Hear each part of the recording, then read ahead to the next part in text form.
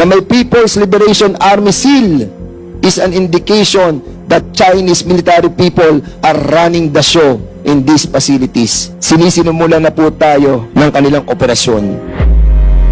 I don't want to be emotional, Your Honor, but I think, may I say with this statement that I think it's high time for us, the government officials, interagency, especially the Filipino people, na sana talaga magkaisa maintindihan yung problema. This is mind conditioning. Naalala niyo po ba yung mga tarpaulin na ganito na kung saan gagawin tayong probinsya ng China? This is a mind setting. This is mind conditioning. Ilan pa kaya ang alis go sa ating mga elected officials? Ilan pa kaya sa kanila o sa amin o sa atin dito ang supported directly or indirectly by the wide, comprehensive mobilization of their different elements to perpetrate their intention to control our nation and invade us without firing a single bullet. To protect our national interest. Yes, I agree that there is a national security implication. And this book that you have given me, the silent invasion that is happening in Australia as well, the China's influence in Australia, the same thing is happening in this country. Kumusta po mga ka-viral? Welcome back sa aking YouTube channel. Dating PNP chief, binunyag ang sekretong pananakop ng China at konektado pala ito sa Pogo Operation. Nagsalita na ang dating PNP Chief Police General Benjamin Acorda Jr. tungkol sa lihim na misyon ng China na sakupin ang Pilipinas. Nabanggit sa pagdinig ang lihim na plano ng mga Chinese patungkol sa silent invasion ng China kung saan walang ayaw at gera na mangyayari kundi dahan-dahan ng pananakop sa mga tao sa gobyerno, negosyo at lupain sa Pilipinas. Ang mga kongresistang nagtatanong ay sina Congressman Bonifacio Busita ng One Rider Party List, Congressman Romeo Acop, Congressman Dan Fernandez at Congresswoman Marisa Del Mar Magsino.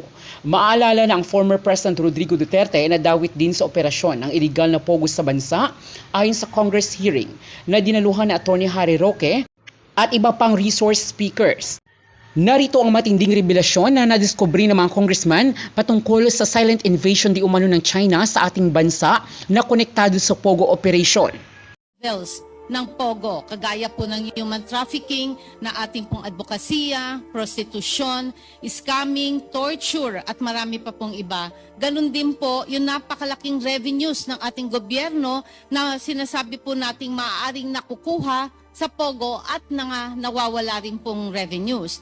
Pero dapat po pagdiinan po natin at bigyan natin ng madiin na posibilidad na nagagamit din po ang mga Pogo para sa ating mga military intelligence operations ng military ng China laban sa ating national security at interest. Dahil bakit ko po nasabi, napakarami pong uniforme ang nakita po sa mga Pogo hubs. Masisili po natin ang anggulo na ito dahil dito ang People's Liberation Army ng China, yung uniforme, ito po ba ay ginagamit na uniforme ng mga security ng mga Pogo? Bilang retired Police Commission Officer, naniniwala po ako, yan yung sinasabi ni Honorable Congressman Paduano. Yang bakit maraming excess officers or bakit maraming floating na Police Commission Officers, sinusweldo ng gobyerno, ng taong bayan, pero yung trabaho nila hindi tugma do sa kanilang posisyon. Ibig sabihin po, Mr. Chair, may problema doon. Parang kung titingnan natin, parang yung engineer, pinwesto mo, karpintero. Kasi hindi commensurate doon sa kanyang position eh. Sa lahat ng ahensya ng ating gobyerno na nakikipagsabwatan sa kalaban ng ating bansa, must be held responsible. Pero katulad ng sinabi ko kanina sa aking opening remarks, let's move forward. Magkaisa tayo. Huwag nating hayaan yung mga nagkasala, but moving forward, magkaisa tayo because our freedom is at stake. Thank you, Mr. Chair. Mr. Chair, during the previous hearings, napag-usapan po itong, natakil po itong accomplishments ng mga police personnel na after their accomplishment, na-relieve pa sila sa pwesto. Katulad po ni Colonel Pajardo, nag-conduct po sila ng operations on February 1, 2003 2023 against Hong Sheng and Baopo Compound, Bamban Tarlac. At may na-arrest po sila doon na 350 foreign nationals and 500 Filipinos for the alleged operation of crypto financial scams, investment scams, cryptocurrency investment scams. Nagkandak po sila ng operation on February 1, 2023. The following day, Mr. Chair, na-relieve po si Colonel Alejandro. At during the previous hearing, nabanggit po na ang Chief PNP that time ay si General Acorda.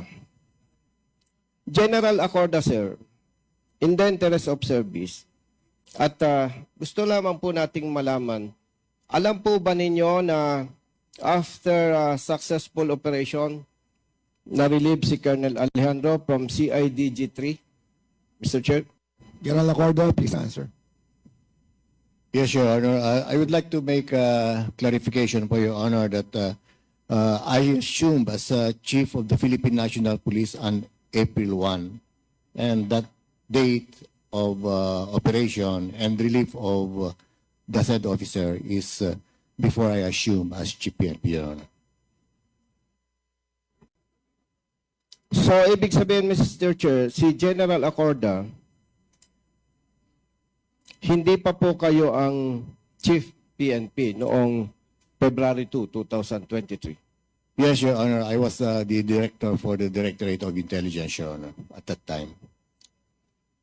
So, parang hindi tama po yung naging feedback during the last hearing na parang lumalabas po na ito ay utos ni General Acorda. Mr. Chair. Yes, what's the query of Congressman Busita? During the last hearing, Mr. Chair, nabanggit po na parang titingnan natin, ang nag-utos para i-relieve si Colonel Alejandro, si General Acorda. Pero hindi pa pala po siya ang Chief PNP noong nangyari yung pagka-relieve kay Colonel Alejandro, Mr. Chair. So, the Chief PNP during that time was General Asurin? Asurin. Okay. Yes, Mr. Chair. Yes. So I think, kaya po na-invite si General Acorda dahil sa issue na yan, unless yung pong ating mga honorable chairman, honorable congressman ay may itatanong pa sa kanya. Mr. Chair, nabanggit po ni Honorable Congressman Paduano during the last hearing yung sinasabi sa PNP na trust and confidence. At sa pagka-interpreta po niya, yung trust and confidence na abuso at sinasabing bata-bata system. Maaari po ba, Mr. Chair, malaman natin sa CIDG, meron po ba kayong naka-float na officers from CIDG?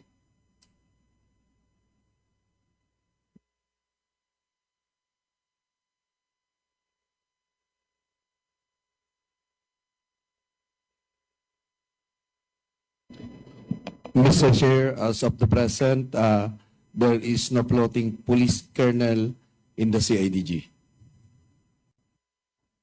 Maliban po sa police colonel, meron po ba tayong police commission officers na naka-floating? I am not sure with the police lieutenant colonel, but as of my talk with my chief ARMD, who is in charge of this of his division, we have excess police lieutenant colonel in the CIDG. So, Mr. Chair, kung sinasabing may excess, may floating. May naka-float na police commission officers. Tama po ba, CIDG, sir?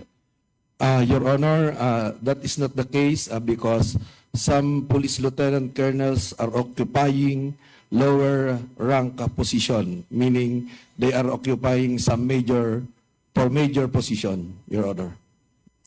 Ibig sabihin po, Mr. Chair, may problema doon. Parang kung titingnan natin, parang yung engineer, pinwesto mo, karpintero. Kasi hindi commensurate doon sa kanyang position eh. Tama po ba, CIDG, sir? Yes, Your Honor, and we are looking into that matter, and we are checking and correcting that posting of our Police Lieutenant Colonel to major position. Mr. Chair, alam ko po si General Francisco newly assigned lang sa CIDG as director. Tama po ba? Yes, Mr. Chair.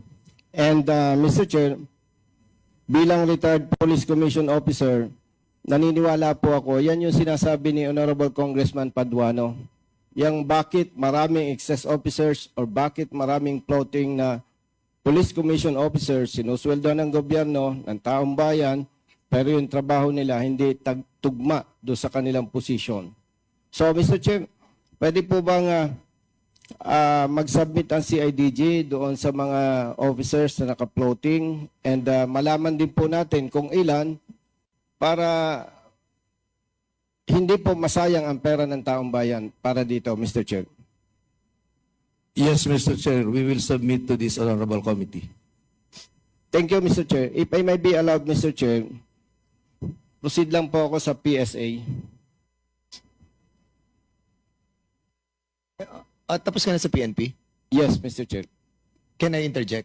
Yes, Mr. Chair, of course. Kasi we have invited the Chief PNP, Acorda.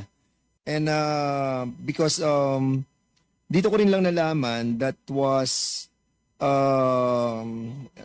na-relieve po yung una, sila Colonel Joshua Alejandro, during the time of Pasurin. During time nila Asurin, ano? Yes, Your Honor.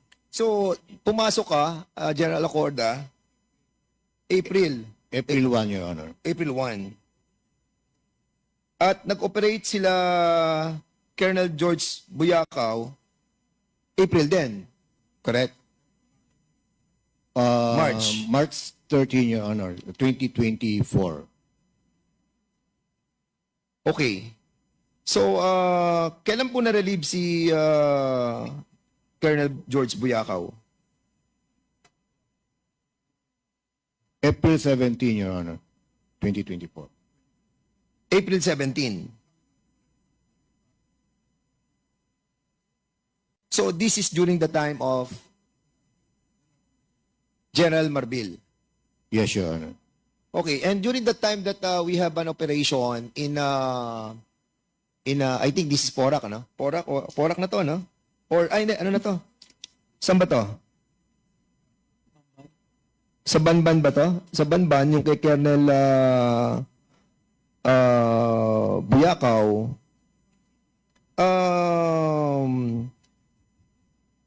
I have question in the last hearing kung bakit ang ginamit na augmentation during the operation comes from Region 1 and Cordillera.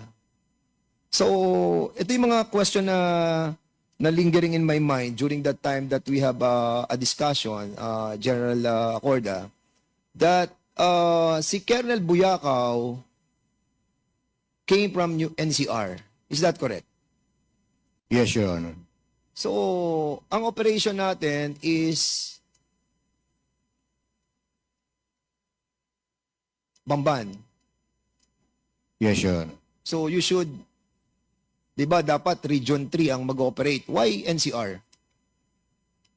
Before I will answer the question, Your Honor, may I just set the record straight? Because I said earlier that I assume on April 1, 2023, to set the record straight, sir, I assume on April 24, 2023. And to answer your question, Your Honor, for the NCR-CIDG, it's been oftentimes called or referred to as Little CIDG. And in what do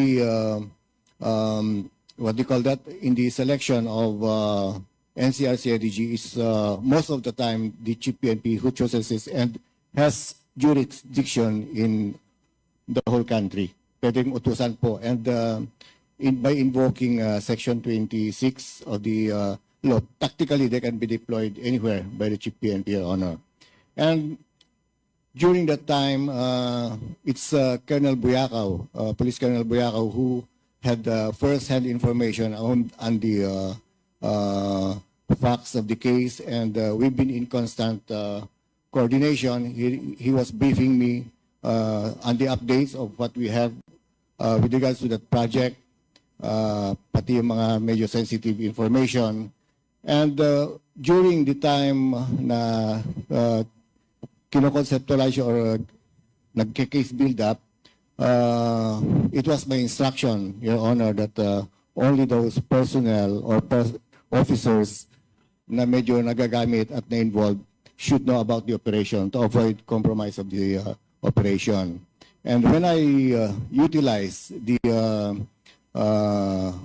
police personnel from Region 1 and Cordillera, it's not because I don't trust the officers in Region 3, but rather for the consideration that because the operation entails a lot of personnel and big mobilization might unnecessarily compromise the operation. So we decided during that time, and it was contemplated even during the planning, that we are not going to utilize Region 3 for the fear of compromise, Your Honor. And prior to your assumption bilang PNP chief, ano po kayo Intel man kayo Am I correct? Yes, Your Honor. I grew up with the investigation and intelligence most of my career, Your Honor. So sa 37 taon ninyo, no? Am I correct? 37 years nyo sa 37 years, Your Honor. More than 37 years. Kasi when I was when I invited you in my committee hearing before, nasabi mo na 37 years ka, most of your years in your career ay sa Intel ka. So basically alam mo yung nangyayari sa sa Region 3 about sa Pogo. Sort of, Your Honor. Nauna pumutok na po to, Chief PNP, no? At yung pong nararamdaman during that time that you tap your own people, kasi NCR to, tapos si IDG to ng NCR, itong ginamit po ninyo doon sa operation. And it was successful. As a matter of fact, naging successful po yun. Now, it can be told that yung nasa intelligence ninyo po, gathering nyo, napatunayan nyo na napakalaki nitong problema. Di po ba? Yes, Your Honor. And in fact, I was touched by your opening statement, and I'm happy to hear with that opening statement, sir, because I think it's high time for the Filipino people to know what is happening in our country, Your Honor. And indeed, meron kang mga nalalaman na hindi namin nalalaman na maaari mong i-share sa amin. Because this entails national security. And maybe a lot of our PNP officials and members, mga commission, non-commission, yung ating pong mga maliliit na mga opisyales ng ating pong mga kapulisan, maybe hindi pa po nila alam kung gaano kagrabe itong kinalalagyan natin ngayon. Katulad ng opening statement po ng chairman na to at ng mga other members, other chairman ng iba-ibang committee, nakita po natin yung problema na kinakaharap. Can you kindly share to us now that it is being exposed to a lot of our countrymen, yung nangyayari sa ating bansa? Because hindi lamang to ang elemento, di ba? Can you kindly share? Because you're an Intel guy. And PNP chief, you have this moral obligation to our people even now that you are retired. Because you have gathered a lot of intelligence. Please share it to us. I don't want to be emotional, Your Honor, but I think, may I say with this statement, that I think it's high time for us, the government officials, interagency, especially the Filipino people, na sana talaga magkaisa maintindihan yung problema to protect our national interest. Yes, I agree that there is a national security implication, but I'm sorry, Your Honor, I cannot give the details. I know. Kasi pag-correct. I know, Chief PNP, I admire you. As a matter of fact, nagkita tayo, nag-usap tayo, marami tayong mga problema na napag-usapan. And this book that you have given me, The Silent Invasion that is happening in Australia as well, the China's influence in Australia, the same thing is happening in this country. And I salute you.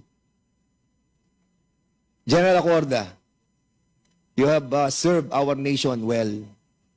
And as a matter of fact, yung operation na ginawa mo doon sa Region 3, using your own people, so as not to compromise the operation, is a job well done. Sir, maraming po salamat. I have learned a lot. Pero marami po sa ating mga kasamahan ang bulok. Sa lahat ng ahensya ng ating gobyerno na nakikipagsabwatan sa kalaban ng ating bansa, must be held responsible. Pero katulad ng sinabi ko kanina sa aking opening remarks, let's move forward. Magkaisa tayo. Huwag nating hayaan yung mga nagkasala, but moving forward, magkaisa tayo because our freedom is at stake. Congressman Busita, before I recognize again to yield back the time that I borrowed, Yeah. will you allow Congresswoman Mag-i-interject lang. Delmar to Yes, interject? Mr. Chair. Yes. So, Congresswoman Lisa. Delmar, Yes. you have the floor. Thank you so much po, Mr. Chairman. Mag-interject lang po ako kasi konektado po ito, Mr. Chairman, dito po sa ating national security. Napakarami na po kasi nating hearings dito sa Kongreso na talaga naman pong napaka-importante dahil pinagtutuunan po natin ng pansin yung ating po mga social evils ng POGO, kagaya po ng human trafficking, na ating pong advokasya, prostitusyon, scamming, torture, at marami pa pong iba. Ganun din po yung napakalaking revenues ng ating gobyerno na sinasabi po nating maaaring nakukuha sa POGO at nawawala rin pong revenues. Pero dapat po pagdiinan po natin at bigyan natin ng madiin na posibilidad na nagagamit din po ang mga POGO para sa ating mga military intelligence operations ng military ng China laban sa ating national security at interest. Dahil bakit ko po nasabi, napakarami pong uniforme ang nakita po sa mga POGO hubs. Masisili po natin ang anggulo na ito dahil dito ang People's Liberation Army ng China, yung uniforme, ito po ba ay ginagamit na uniforme ng mga security ng mga POGO? Nagkaroon po ba, ang tanong ko, ng malalim na investigasyon kung bakit po may mga ganitong uniforme o uniforms sa mga POGO hubs? Ngayon, dahil po dito, nakakatakot po kasing isipin na maaring dahil sa digital communication capabilities ng mga POGO ay maaring magamit po ito sa covert surveillance. Ganun din po sa mga activities na nangyayari dito sa ating bansa.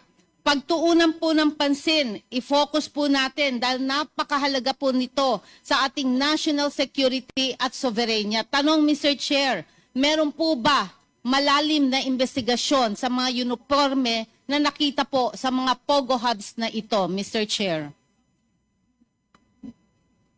Are you going to ask? Yes po. Meron po bang malalim na investigasyon? Congresswoman Delmar, because it's not yet your time.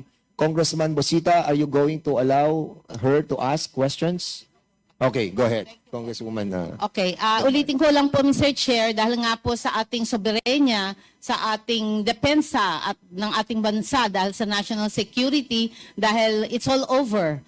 Kumbaga, na-penetrate na po tayo. Meron po ba tayong malaliman na investigasyon sa mga uniforme na nakita po sa mga POGO hubs, Mr. Chair? You are referring your query to whom? Yun nga po ang gusto ko malaman. Pwede ho ba kung sino sa military natin ang pwedeng makakasagot? Dahil ito po si retired PNP General Acorda ay parang hindi pa po yung kanyang We term. haven't invited the military, but we have the former chief PNP who happens to be a ordinary citizen right now. But I think he is the right person to answer your query. And alam ko na marami siyang pwedeng sabihin in this committee. And of course, at the same time, he is protecting the integrity of the PNP family. But if you wanted to ask the members to have an executive session, we are willing to do that. But for the meantime, you can answer the query of Congresswoman Delmar. I would say, ma'am, that marami namang well-meaning PNP officers and who understand the problem and the situation. In fact, I've been briefing them, and we've been talking on this when I was the chief PNP and when I was the DI. But unfortunately, ma'am, like what is happening now in this hearing, maraming mga nakatago. They know how to get around with our laws. Yun ang naging problema natin. And for the other informations, I think mahirap pong sabihin kasi it's hard to substantiate and maybe better said in executive session kung kinakailangan. But I think hindi na po kailangan kasi by deduction po talaga makikita natin po kung what is happening. Like sa isang example po na may mga nahuli tayong ID noon ng PLA. There were some additional pinagpanggap ko yung isang official natin na corrupt, and nalaman natin that may mga hinawakan po ng mga undesirable aliens yung mga to. Mr. Chair. Did that answer your query? Mr. Chair, sa ngayon po tatanggapin natin kasi marami nga pong